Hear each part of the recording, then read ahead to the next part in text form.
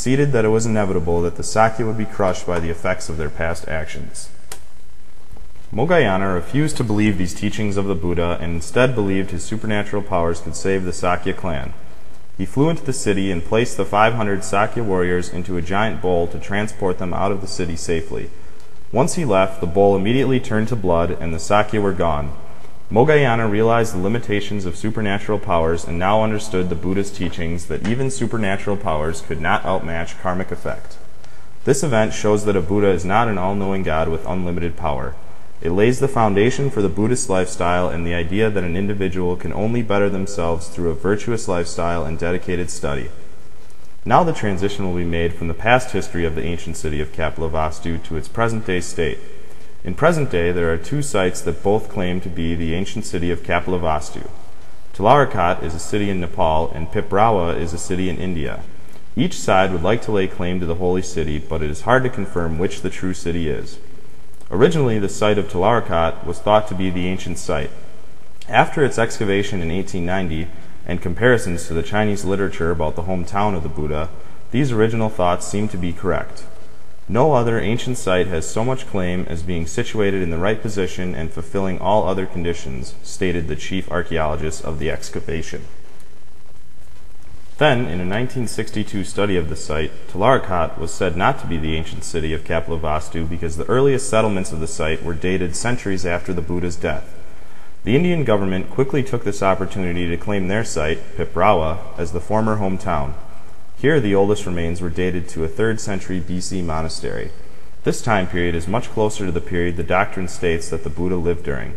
The Archaeological Survey of India has even placed a board outside the archaeological site claiming it to be historic Kapilavastu. Finally, recent excavations at Tularakot have found terracotta crucibles, pottery beads, and fragments of painted bowls known as painted greyware, dated to the Iron Age of the Ganges Plain. They were dated between the beginning of the early millennium BC and the 6th or 7th centuries BC.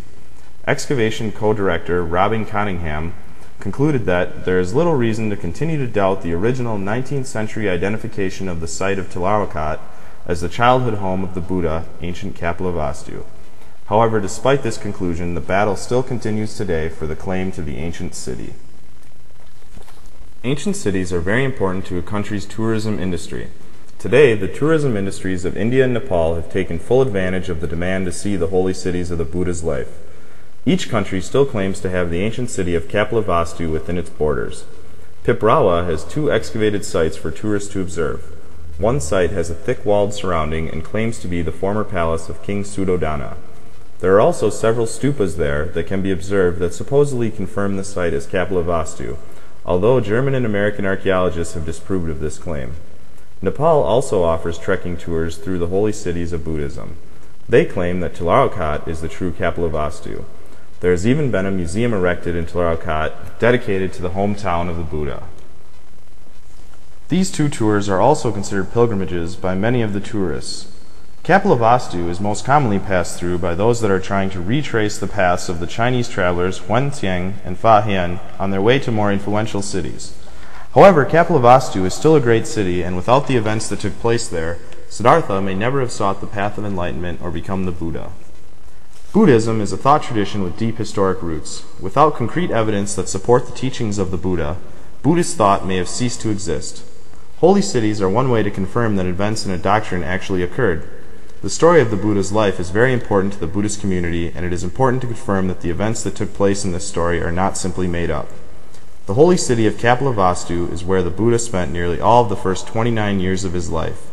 In order to appreciate the city with respect to Buddhism, it is important to understand the history of the city, the significant events that took place there with respect to the Buddha, and lastly, how the city is in present day.